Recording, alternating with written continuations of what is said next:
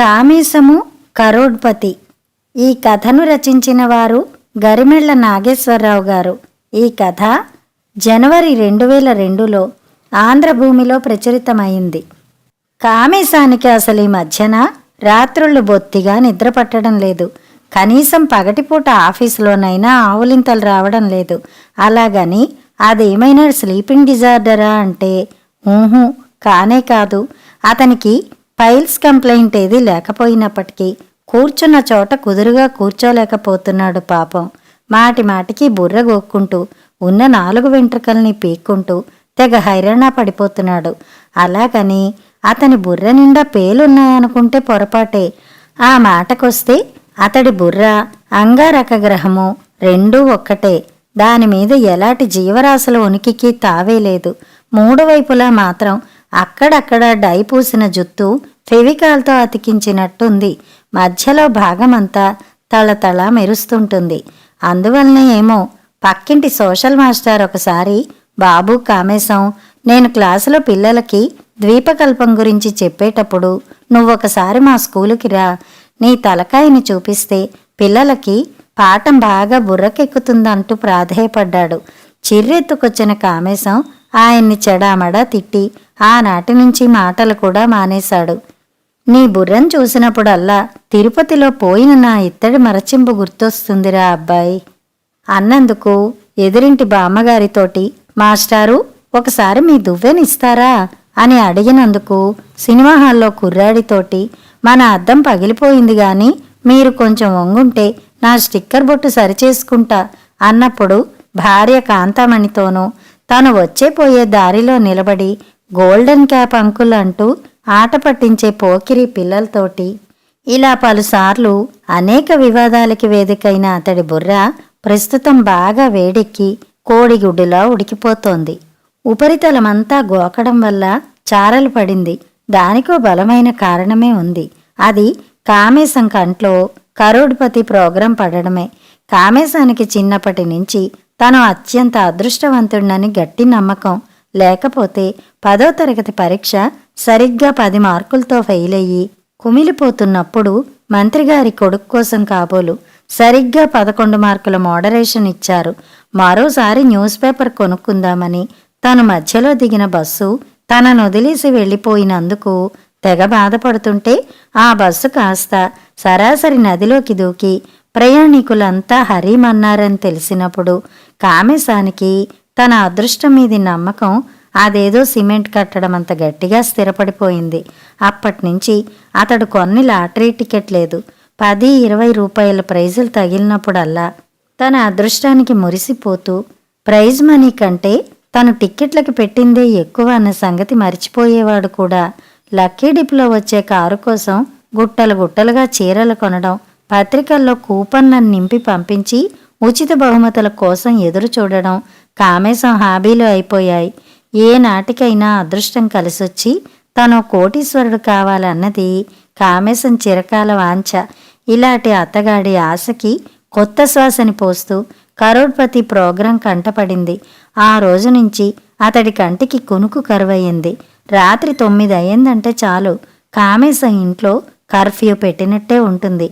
ఎవరైనా తుమ్మినా దగ్గినా మాట్లాడినా వాళ్ల మీద విరుచుకుపడి అగ్గిరాముడైపోతాడతడు. టీవీలో అడిగే ప్రశ్నలకి కిందిచ్చిన 4 జవాబులు చూసి అందులో ఏదో ఒకటి టక్కుని చెప్పేవాడు కామేశం. తీరా అది కరెక్ట్ అయ్యేసరికి ఎగిరి గంతేసి, చూసావా కాంతామణి, నేను చెప్పిందే బిల్కుల్ సహీ జవాబ్, నేనే అక్కడుండుంటే ఈసారికి 25 లక్షలు గెలుచుకునేవాణ్ణి అంటూ అరిచి గోల చేసేవాడు. ఈ వైనమంతా చూసి చూసి విసుగెత్తిన కాంతామణి ఊరికినే అలా టీవీ ముందు కూర్చుని గావు కేకలు పెట్టకపోతే ఆ నెంబర్ ఏదో కొట్టి లైన్ కలుస్తుందేమో ట్రై చెయ్యరాదు అంటూ గయ్యమనేది. అవతల తెలుగు ఛానల్లో ఏడుపు కొట్టు సీరియల్ మిస్ అయిపోతున్నానన్నది ఆవిడ అసలు బాధ. లక్షల రూపాయలు బహుమతిగా గెలుచుకొని చెక్కులు అందుకుంటున్న విజేతల్ని చూసినప్పుడల్లా ఉద్వేగంతో ఊగిపోతూ తనకా ఛాన్స్ ఎప్పుడొస్తుందో అని దిగులుతో బుర్రగొక్కుంటుండేవాడు కామేశం. ఆఫీసులో చూస్తే రోజూ ఇదే డిస్కషను. కొలీగ్స్ అంతా ఎవరి ప్రయత్నాలు వాళ్ళు చేస్తూ లైన్ దొరకడం కోసం వేళ్ళు అరిగేలా డయల్ చేస్తున్నారని తెలిసి కామేశం ఇంక తను కూడా ప్రయత్నం మొదలెట్టాలని నిర్ణయించుకున్నాడు. టైపిస్టు సుశీల అయితే ఒకరోజు కామేశం సీటు దగ్గరకు వచ్చి, మీకు బోలెడంత నాలెడ్జ్ ఉండబట్టే బాల్డ్ హెడ్ అయింది. మీరు కనుక ట్రై చేస్తే ₹1,00,00,000 గెలుచుకోవడం గ్యారంటీ. కానీ నాకో ₹1,00,000 ఇస్తానంటే మీకు మంచి జరగాలని దేవుడికి మొక్కుతా అంటూ తెగ మోటివేట్ చేసేసింది కామేశాన్ని. ముందు అర్జెంటుగా తనకో సొంత టెలిఫోన్ కావాలి, ఫోన్కి అప్లికేషన్ పెట్టాల్సిందే అనుకుంటుంటే అదృష్టం మరోసారి దసరా ఆఫర్ రూపంలో ఎదురొచ్చింది. అన్నీ శుభశకునాలే అని మురిసిపోతూ ₹1,000 డీడీ తీసుకుని 6 గంటల సేపు హనుమంతుడితో కొంత లైన్లో నించుని అప్లికేషన్ సమర్పించాడు కామేశం. కానీ అసలు కష్టాలు అప్పుడే మొదలయ్యాయి అతడికి. కనెక్షన్ ఇదిగో ఇచ్చేస్తున్నాం, అదిగో ఇచ్చేస్తున్నాం అంటూ కామేశంతో బంతాడడం మొదలెట్టారు వాళ్ళు. తిరిగి తిరిగి కాళ్ళరిగి విసిగిపోయిన కామేశం తను బయలుదేరిన ప్రతిసారి ఎదురు రావడం కోసం ఇంట్లో ఉన్న కుటుంబ సభ్యులందర్నీ మార్చి మార్చి ప్రయోగించి చూశాడు. ముహూర్తాలు, ఎదుర్లు, సెంటిమెంట్లు, ఈ పప్పులేం ఉడకలేదు. బవిరిగడ్డం ఆఫీసర్ చేతిలో 500 పడ్డ తర్వాతనే కాగితం కౌంటర్లు మారింది. ఈ ప్రయత్నంలో కామేశం సెలవులన్నింటినీ కాకెత్తుకుపోయింది. నెల జీతం కాస్త ఆటో ఛార్జీలుగా మారి ఆవిరైపోయింది. ఇంత జరిగాక ఆ ఏరియా ఇంజనీరు కాగితాన్ని చూస్తూ, మీ ఇల్లు రోడ్డు పాయింట్కి దూరంగా ఎక్కడో డొంకల్లో ఉంది. అదంతా జంగిల్ ఏరియాలో ఉంది. కేబుల్ పాతేందుకు, గొయ్యి తవ్వడానికి వర్కర్స్ అందుబాటులో లేరు. కాబట్టి గొయ్యి మీరు తవ్వుకుంటే కేబుల్ మేము రన్ చేస్తాం అన్నాడు. కామేశానికి కళ్లల్లో నీళ్లు తిరిగాయి. కూలీల్ని పెట్టి గొయ్యి తవ్వించేందుకు ప్రస్తుతం చేతిలో డబ్బులు లేవు. గొయ్యి లేకుండా ఫోన్ రాదు. ఎలా? తన బట్టబుర్రని మరోసారి గోక్కుని ఒక నిర్ణయానికొచ్చాడు. రాత్రి 11 గంటలయ్యింది. కాంతామణి పిల్లలు హాయిగా నిద్రపోతున్నారు. ఊర్లో కూడా ఏ అలికిడి వినిపించడం లేదు. కామేశం నెమ్మదిగా పెరటి తలుపులు తెరుచుకుని బయటికి వచ్చాడు. తలమించి నల్లటి కంబళీనొకదాన్ని ముసుగేసుకుని చేతిలో పదునైన గడ్డ పలుగు పట్టుకుని చకచక రోడ్డు పాయింట్కి చేరుకున్నాడు. తెల్లారేసరికి గొయ్యి రెడీ అవ్వాలి అని కసిగా మనసులో అనుకుని తవ్వడం మొదలెట్టాడు. ఒంటి నిండా చెమటలు పడుతున్నా, చేతులు బొబ్బలెక్కి మంట పుడుతున్నా, ₹1,00,00,000 కళ్ల ముందు ఊరిస్తుంటే లేని శక్తి తెచ్చుకుని మరీ తవ్వకం కొనసాగిస్తున్నాడు. ఇంతలో ఎక్కడ్నించో రయ్యమంటూ ఒక పోలీస్ జీప్ దూసుకొచ్చింది. కామేశం కంగారుగా వెనక్కి తిరిగి చూసేలోగానే లాఠీ లాంటిదేదో బలంగా తగలడం, కుయ్యోమంటూ కామేశం నేలకూలడం ఒకేసారి జరిగిపోయాయి. అతడికి మెలకువ వచ్చేసరికి తనకు కుర్చీలో ఉన్నాడు. చేతులు రెండూ వెనక్కి విరిచి కట్టేయడం వల్ల ఒళ్ళంతా నొప్పులుగా ఉంది. ఎదురుగా ముఖం మీదకి కాంతిని చిమ్ముతూ అటూ ఇటూ ఊగుతున్న లైటును చూసేసరికి తానున్నది పోలీస్ స్టేషన్లో అని అర్థమైంది అతడికి. లాకప్ డెత్ కేసుల కథలన్నీ కళ్ల ముందు కదలాడుతుంటే కుక్క పిల్లలా వణుకుతూ ఆంజనేయ దండకాన్ని అందుకున్నాడు కామేశం. కామేశం కళ్ళు తెరవటాన్ని చూసిన ఎస్ఐ గుట్కాన్ని నలిపి నోట్లో వేసుకుని యాహూ అంటూ పెద్ద కేక ఒకటి పెట్టి గాల్లో ఎగిరి ఫటీమని కామేశం కడుపులో తన్నాడు కాలితో. చచ్చాన్రా నాయనోయ్ అన్న కామేశం కేకలకి పోలీస్ స్టేషన్లో నిద్రపోతున్న కానిస్టేబుళ్ళందరికీ తెలివొచ్చేసింది. ఒరేయ్, మర్యాదగా చెప్పు, నువ్వు ఏ దళం వాడివి? మందుపాత్ర ఎక్కడ దాచిపెట్టావు? నిజం చెప్పకపోయావో నిన్న ఎన్కౌంటర్లో వేసేత్తా అంటూ భీకరంగా అరుస్తున్న ఎస్ఐ వంక దీనంగా చూస్తూ నాకేం తెలీదు బాబోయ్ అంటూ లబోదిబోమన్నాడు. ఒళ్ళంతా కుళ్ళబొడిచి మధ్య మధ్య పానీయం సమర్పయామి అన్నట్టు అప్పుడప్పుడు ముఖం మీద నీళ్లు చిలకరిస్తూ 2 గంటల సేపు టార్చర్ చేసి ఎస్ఐ ఆయాసంతో రొప్పుతుంటే కొసప్రాణంతో ఉన్న కామేశం ఓపికనంతా కూడగట్టుకుని, సార్, అది టెలిఫోన్ కేబుల్ కోసం తవ్వుతున్న గొయ్యి. కావాలంటే ఈ ఏరియా ఇంజనీర్ని అడగండి, కథ మొత్తం మీకే తెలుస్తుంది అన్నాడు చేతులు జోడిస్తూ. ఇంజనీర్ వచ్చి సాక్ష్యం చెప్పాక గాని కామేశాన్ని వదల్లేదు పోలీసులు. ఒంటి నిండా గాయాలతో ఎలాగోలా దొర్లుకుంటూ ఇల్లు చేరాడు కామేశం.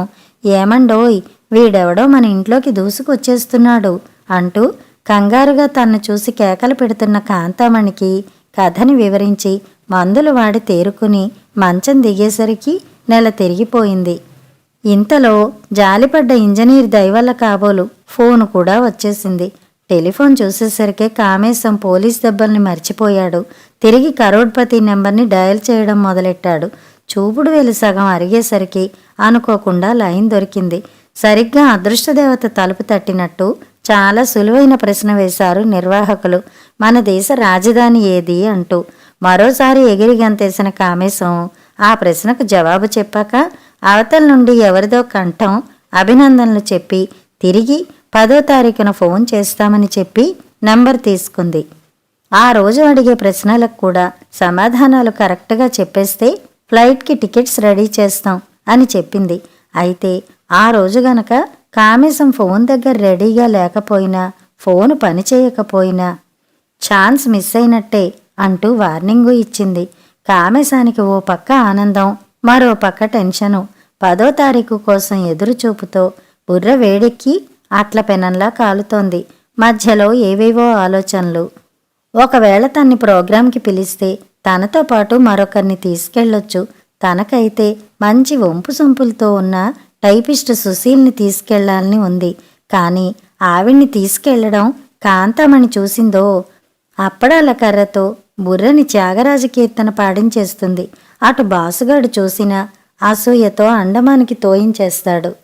ఎందుకొచ్చిన రిస్కు, ఈసారికి కాంతామణితోనే సరిపెట్టుకుందాంలే అనుకున్నాడు నిరుత్సాహంగా. ఉన్నట్టుండి కామేశం పెద్ద హీరో అయిపోయాడు. ఏ నోట విన్నా అతడి అదృష్టం గురించే చర్చ. కాబోయే కోటీశ్వరుడంటూ పొగడ్తలతో ముంచెత్తి పార్టీలు చేయించుకుంటున్నారు స్నేహితులు. టైపిస్ట్ సుశీల అయితే మాటి మాటికి అతన్ని పూసుకుని తిరుగుతూ ముసిముసి నవ్వులు నవ్వుతోంది. చుట్టాలు పక్కాల అభినందనలతో ఇంట్లో ఫోను విరామం లేకుండా మోగుతూనే ఉంది. మీకు ₹1,00,00,000 వస్తే మా బ్యాంకులో డిపాజిట్ చేయండి అంటూ బ్యాంక్ మేనేజర్లు కామేశం ఇంటి చుట్టూ తిరుగుతున్నారు. ఎందుకైనా మంచిది, నువ్వు అర్జెంటుగా సెక్యూరిటీ పెట్టించుకో. కిట్టని వాళ్ళెవరైనా నువ్వు కోటీశ్వరుడు కాగానే కిడ్నాప్ చేసినా చెయ్యొచ్చు అంటూ సలహా ఇచ్చాడు సుబ్బారావు. ఈలోగా 10వ తారీఖు కోసం ఏర్పాట్లు జోరుగా సాగుతున్నాయి. కామేశం ముందు జాగ్రత్తగా స్నేహితులు, బంధువులు అందరికీ ఫోన్ చేసి 10వ తారీఖున తనింటికి ఫోన్ చేయొద్దని మరీ చెప్పాడు. ఆ రోజు ఎలాంటి ప్రశ్నలు అడుగుతారో తెలియదు గనక పాత హిందీ సినిమాల్లో పరిజ్ఞానం ఉన్నవాళ్ళని, స్పోర్ట్స్ నాలెడ్జ్ ఉన్నవాళ్ళని, జనరల్ నాలెడ్జ్తో టచ్ ఉన్నవాళ్ళని, పురాణాల గురించి బాగా తెలిసిన 2 ముసలాళ్ళని, ఇలా అందరూ కలిసి సుమారు 25 మందిని ఆ రోజు తన ఇంటికి ఆహ్వానించాడు కామేశం. 10వ తారీఖు రానే వచ్చింది. కామేశం ఇల్లంతా జనంతో కిటకిటలాడుతోంది.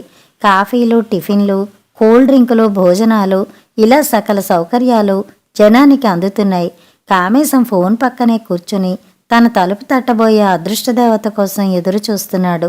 టీవీలు, టేప్ రికార్డర్లు అన్నీ బంద్ అయ్యాయి. జనంలోంచి ఎవరైనా మాట్లాడాలని నోరు తెరిచినా కామేశం హుష్ హుష్ అంటూ శబ్దం చేసి వాళ్ళ నోర్లు నొక్కేస్తున్నాడు. జనం మాటల గొడవలో ఫోన్ శబ్దం వినబడదని అతడి బాధ. రాను రాను జనాలకి జైల్లో ఉన్న ఫీలింగ్ కలుగుతోంది. ఆ వాతావరణంలో ఇమడలేని పిల్లలంతా చల్లగా జారుకుని బయట ఆటలు మొదలెట్టారు. మధ్యాహ్నం దాటి సాయంత్రం అయ్యింది. ఫోన్ కనీసం ఒక్కసారి కూడా మోగలేదు. కామేశానికి ఒక పక్క టెన్షను, మరో పక్క ఆనందము కలిగాయి.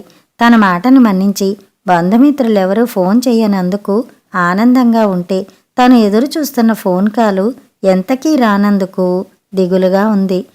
కామేశం స్నేహితులు ఒక్కొక్కరు ఏదో సాకు చెప్పి మెల్లగా జారుకుంటున్నారు. కొంతమంది నిద్రమత్తులో అక్కడే జోగుతున్నారు. సకల సదుపాయాలు అందించి అలసిపోయిన కాంతామణి ఓ పక్కన కుప్పకూలిపోయింది. ఫోన్ మాత్రం తన మూగనోమును వీడలేదు. తిరిగి టెన్షన్ మొదలయ్యేసరికి కామేశం ముక్కోటి దేవతలకి మొక్కుకోవడం మొదలెట్టాడు.